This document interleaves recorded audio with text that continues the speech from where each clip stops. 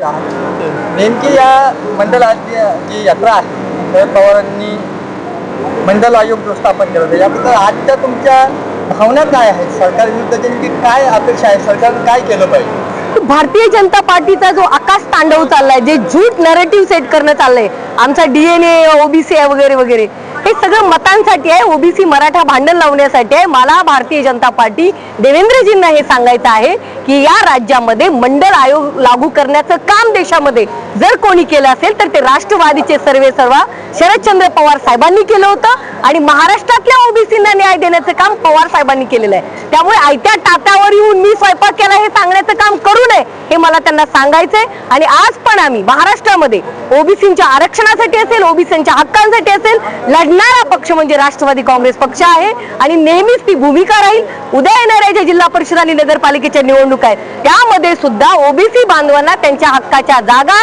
त्यांचा हक्क, त्यांचा न्याय मिळवून देण्यासाठी आम्ही सर्वतोपरी मैदानात राहू हे आम्ही भारतीय जनता पार्टी या बंडलबाज पक्षाला सांगू इच्छितो.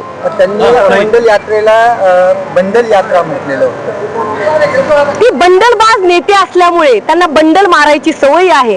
राजकारणातही ते बंडल गप्पा करतात आणि इलेक्शन मध्ये सुद्धा बंडल वोट घेऊन निवडून येतात. त्यामुळे अशा बंडलबाज व्यक्तीवर आम्ही बोलणार नाही. थँक्यू.